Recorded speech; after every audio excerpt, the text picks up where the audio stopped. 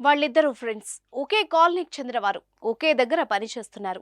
Duty అయ్యాక కలిసే తిరిగేవారు. కలిసే మందు కొట్టేవారు. కట్ చేస్తే స్నేహమే ద్రోహమైంది.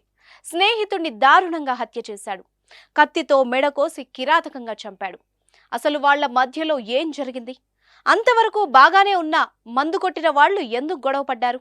చంపుకోవాల్సినంత పగ ఏముంది? ముకుంద జ్యువెలర్స్ తెలంగాణలో మొట్టమొదటి ఫ్యాక్టరీ అవుట్లెట్ మన కొత్తపేటలో ఫిబ్రవరి 14న గొప్ప శుభారంభం. తెలంగాణలో వేములవాడ అర్బన్ కాలనీకి చెందిన కురుకుంట్ల శ్రీధర్, అదే కాలనీకి చెందిన బాబు అనే వ్యక్తి బైక్ పై ఆదివారం రాత్రి తీసుకెళ్లాడు. అర్ధరాత్రి వరకు ఇద్దరు కలిసి మద్యం తాగారు. ఏం జరిగిందో తెలియదు కానీ శ్రీధర్ ను బాబు చంపేశాడు. మద్యం మత్తులో మెడపై కత్తి పెట్టి కసకసా కోసేశాడు. చంపొద్దురా అంటూ స్నేహితుడు వేడుకున్నా వదల్లేదు. హత్య అనంతరం అక్కడి నుంచి వెళ్లిపోయాడు.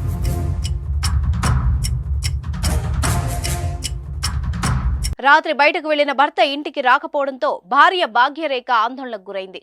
ఎన్నిసార్లు ఫోన్ చేసినా ఎత్తకపోవడంతో కంగారు పడింది. కానీ ఈలోపే పోలీసులు వచ్చి ఆమెను హత్య జరిగిన ప్రాంతానికి తీసుకెళ్లారు. అక్కడ చనిపోయిన తన భర్తను చూసి తట్టుకోలేకపోయింది. శ్రీధర్ మృతదేహం వద్ద కుటుంబ సభ్యులు బోర్న విలపించారు.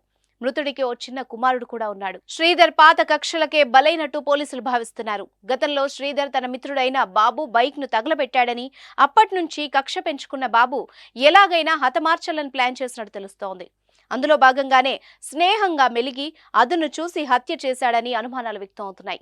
ఇప్పటికే బాబును అతడికి సహకరించిన మరికొంతమందిని పోలీసులు అదుపులోకి తీసుకుని విచారిస్తున్నారు. ఈ దారుణ ఘటన స్నేహానికి, మానవత్వానికి మాయని మచ్చలాంటిది. గుర్రె కసాయి వాడిని నమ్మినట్టు బాబుని నమ్మి శ్రీధర్ ప్రాణాలు పోగొట్టుకున్నాడు.